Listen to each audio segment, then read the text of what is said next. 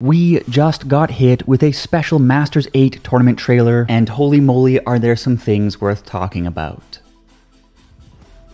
Hey everyone, it's Charles. How are you today? Hot off of a truly grand episode of the Pokemon anime, we have now been gifted a preview trailer for the upcoming Pokemon Masters 8 tournament. And today's plan is to break that trailer down into the juicy nuggets that you need to hear about. Firstly, we will discuss what the trailer revealed about each of the Masters 8 participants, and secondly, we will dive into the other yummy details and put together a few thought-provoking puzzle pieces. And as always, it is going to be a good time, so kindly subscribe to keep all of that Pokemon anime goodness on the radar, and let's jump right in. Let me just say that I was delighted to see first generation champion on Ash's card. After episode 2 of Pokemon Journeys showed Ash's ALOLA trophy on his shelf back in Pallet Town, it was not until episode 76 that Ash's achievement was actually verbalized. Thereafter, it was not until episode 112 that what Ash accomplished in ALOLA was truly paid its due, so it was wonderful to see this in writing. Aside from that, we get a glimpse of Ash's Z-Ring, Keystone, and Dynamax band, as well as Pikachu firing off a Thunderbolt. Yes, the boys are ready for business. It was never addressed as to whether or not Iris had beaten Alder to claim the champion title, but regardless, it is nice to see two young friends join the ranks of the champions. We then see Iris battling in the rain, which makes me wonder if her opponent's Pokemon is using Rain Dance. In that case, Lance's Gyarados comes to mind, as Lance's Gyarados does know the move Rain Dance in the games, and an Iris versus Lance bout is a popular match possibility on account of what it would do for Iris's character development if she were to take on and potentially beat the OG Dragon Master himself. Moreover, we see Iris utilizing her special connection with dragon types, an ability earlier displayed in her hyperclass battle with Ash. Sharpen your mind and become one with Pokemon, she says, making contact with Haxorus for the Mind Meld. Essentially, Ash is not the only one bringing a bond-like ability to the table.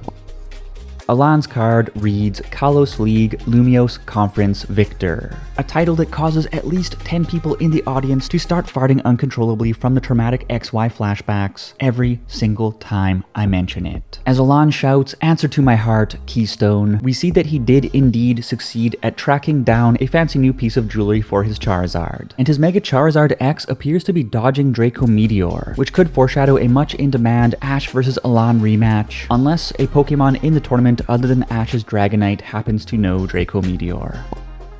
Diantha's card reads the world's greatest actress, and she is a classy act indeed, shouting out, "Let's give our best performance," as her ace, Mega Gardevoir, fires off the cutest Hadouken you have ever seen.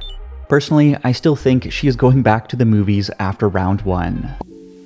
Lance's card reads New KANTO and JOHTO Champion. The anime has always been a bit dodgy around Lance's championship status, and in the finals of the previous World Coronation series, he was introduced as a KANTO Elite 4 member, winner of the Elite 4 Cup, and winner of the Pokemon World Tournament in Driftvale City. But regardless of when exactly he took on the formidable mantle of 2-region champion, Lance and his shiny Gyarados are back for another run at the championship. As the man says, even if there is a barrier in the way, we'll just hit it with more power. What a Chad.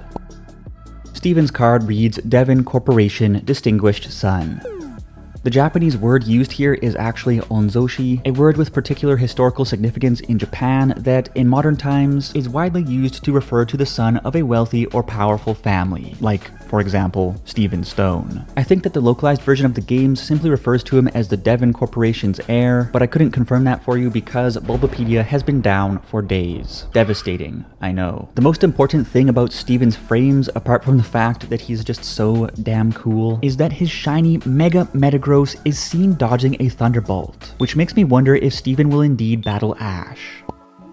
Cynthia's card reads Archaeologist, Sinnoh Champion. But Cynthia's Masters 8 opponents will need to keep their eyes off of the artifacts and on her Mega Garchomp if they want to win. That's right, Mega Garchomp. Megachomp isn't revealed in this Masters 8 trailer itself, but Cynthia's Mega Evolution capabilities have been confirmed by shots of new merch coming out in Japan, meaning that at least 4 of the Masters 8 trainers' aces will be going Mega. I suspect that her Keystone is concealed in her Lipstick's Levy Tube, and I'm curious who the first will be to face Cynthia and kiss the Masters 8 tournament goodbye. Leon's card reads Undefeated, World's Strongest Champion, and GALAR Champion. Basically, we see Leon doing what Leon does best, firing up the crowd by hurling his cape into the air and exclaiming that it's champion time and that he and his Pokemon are going to take out everyone. And I'll just slip this in right here, but later in the trailer we also see that big green monkey that traumatized Go's dreams earlier in the anime. Yes, Rillaboom is here. And considering the man's Sword and Shield team, in all likelihood this G-Maxed Rillaboom belongs to Leon, in which case we would now know 3 of Leon's team members: Rillaboom, Dragapult, and Broken Zard. And I can only wonder who else is waiting in the wings. So that's it for the trainer-centered content, but here are some other juicy nuggets and puzzle pieces worth contemplating.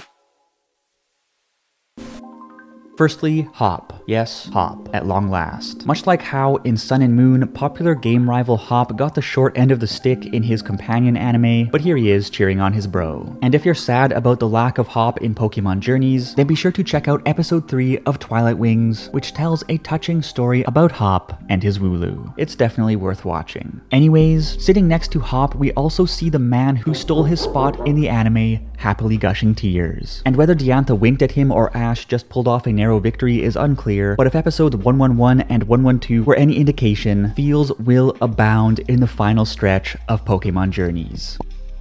Next up, we see some of Ash's biggest fans watching from home. And not only do we see Delia Ketchum and that weird old man who is always at her house, but we also see Ash's Infernape, Charizard, and Sunglasses Crocodile. Not to mention Misty's sisters Tracy Sketchit tuning in alongside them. Professor Oak mentioned Tracy back in episode 68, but it is a true delight to see Tracy make his physical debut in Pokemon Journeys at long last. Now bring back Drake, and bring back the Orange Islands, and bring back circa 2000 character designs, please.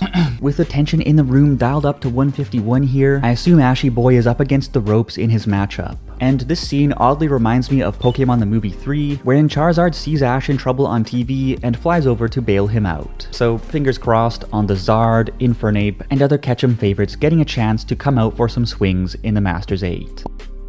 One particularly important thing this trailer did was open up the possibility for a round-robin tournament format. Considering the shots we mentioned earlier of Steven's Metagross dodging a Thunderbolt and Elan's Charizard dodging Draco Meteor, both signature Ketchum moves, and assuming that Ash's Pikachu and Dragonite were the culprits, then Ash's route to the cup in a straight elimination bracket may look like this: Elan followed by Steven followed by Leon, or Steven followed by Elan, and of course ending with Leon. But this is the interesting part. Near the end of the trailer, we see Diantha's Gardevoir about to drop an elbow on a grimacing Dragonite. This Dragonite doesn't look quite angry enough to be Iris's Dragonite, but it is possible that it could be Ash's Dragonite or perhaps Lance's Dragonite. If it is indeed Ash's, and if Ash is indeed battling Steven and Elan before he battles Leon, then that is one match too many for the quarterfinals, semifinals, finals format, suggesting that we could see a round robin that determines the seeds in the lead up to a proper elimination bracket. Given the limited amount of runway Journeys has left to run with, I didn't think we would see this happen, but I do suppose that the round robin could be tucked into an episode or two with a nice montage if need be. Anyways, this last bit is a bit speculative, but I wanted to lay the puzzle pieces on the table as some food for thought. So what do you think about the puzzle pieces, about all of the new Masters 8 information, and about this painting of a fish?